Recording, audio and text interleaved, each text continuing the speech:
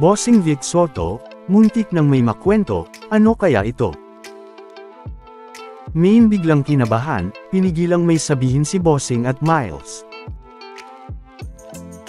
Cast ng Lumuhod Ka sa Lupa bumisita sa Eat Bulaga. Miles may pa-shoutout kay Kiko. Pasilip sa Lenten Special ng Eat Bulaga nagsimula na. Nagsimula na nga ang pasilip sa EB Lenten Special sa Eat Bulaga, na matatandaang nagsimula noong Huwebes April 3, na pinasilip na nga ang ilang eksena sa kwentong Paano Ba Magpatawad.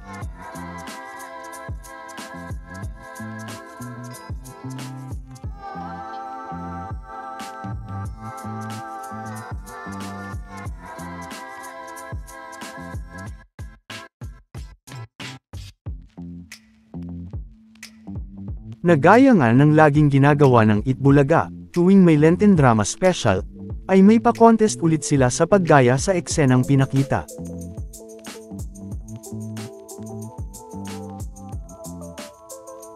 At ngayong Biyernes naman April 4, ay ibang eksena naman ang pinakita, sa kwento naman ng Libre ang Mangarap.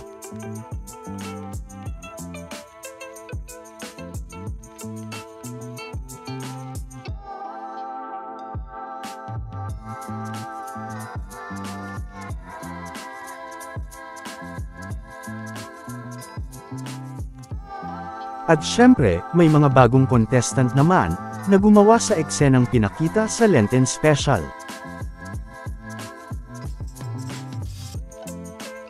Na kung saan ay si Maine at Paulo ang ginaya dito, at si Wally naman ang gumanap bilang Maine sa eksena. Nagaya nga ng naging reaksyon ni Miles, nang makitang si Wally ang gumanap bilang siya.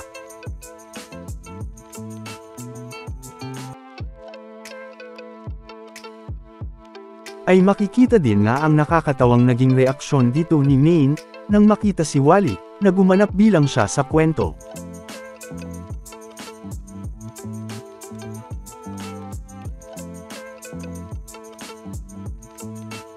Muntik pa ngang may makwento si Bossing sa segment naman na Perifee, na dahilan nga para mabasa ang ilang comments na ito.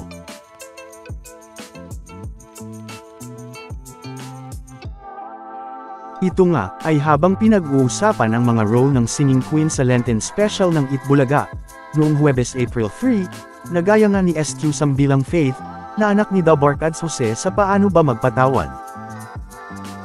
Si SQ Casey naman ay si Trisha, na kaibigan naman ni The Barkads Miles at SQ Sam, sa kwento pa rin na Paano Ba Magpatawad.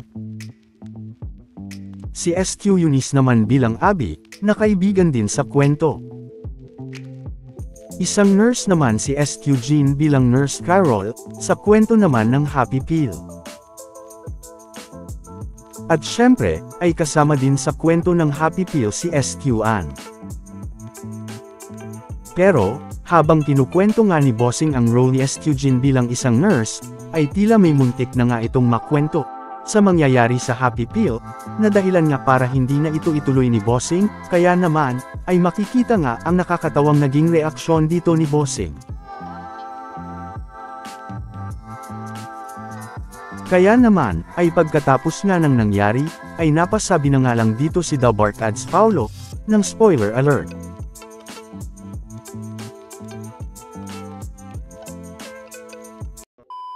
Welcome back mga ka-highlights!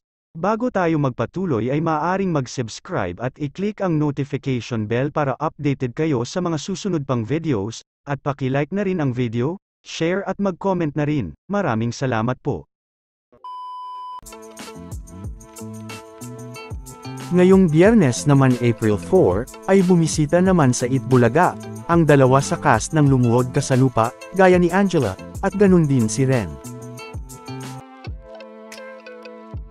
Na muli ngang bumisita si Ren sa Eat Bulaga, na matatandaang naglaro na rin si Ren, sa segment na Perifee noon.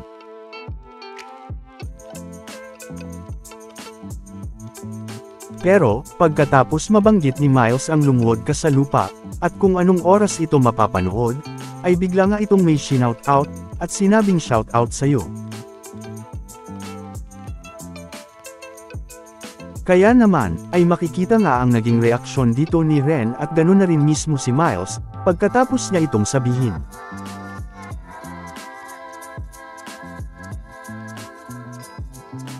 Na mababasa pa nga ang ilan sa mga naging reaksyon ng mga Kimi fans dito.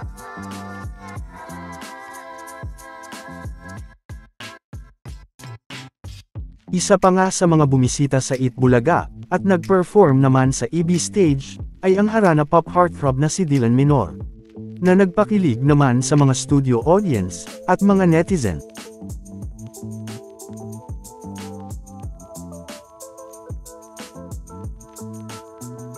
Hindi nga lang yan, dahil matatanda ang noong Huwebes, ay bumisita naman ang managing partner ng Touch XDA sa Itbulaga, na si Olive Valera,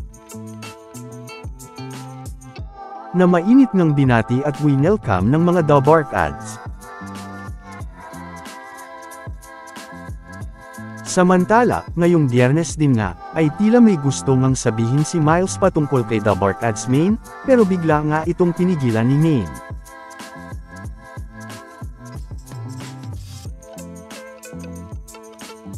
Na sinundan din naman ni Bossing, na may gusto ding sabihin, pero pinigilan din nga ito ni Main, na makikita nga ang nakakatawang naging reaksyon dito ni Main, pagkatapos itong gawin ni Bossing.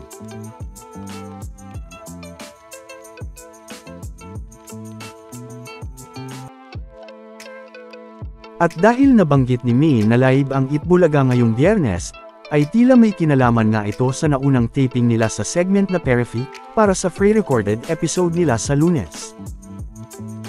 O kaya naman ay patungkol ito sa isang eksena sa Lenten Special, o isang bloopers, dahil makikita nga ang naging reaksyon ni Main habang ginagaya ni Wally at ng contestant ang eksena sa Lenten, kung saan si Main at Paolo ang magkasama.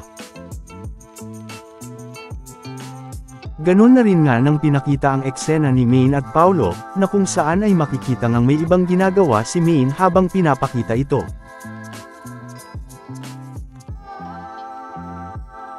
Pero, dapat naman ngang abangan ang mangyayari sa Sabado April 5, na kung saan ay ang championship na ng Gimme 5 laro ng Barangay Henyo.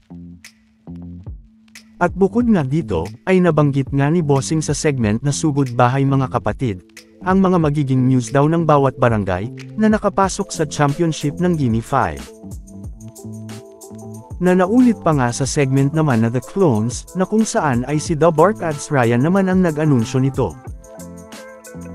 Na ayon pa nga dito, ay talaga namang magaganda daw ang mga magiging news dito, ng mga bawat barangay na nakapasok sa championship. At kung sino-sino nga ito, at kung ang mga Dabark Ads ito, ay yan nga ang dapat abangan. Samantala, ano naman ang mga masasabi nyo, patungkol sa mga napag-usapan natin, sa video na ito?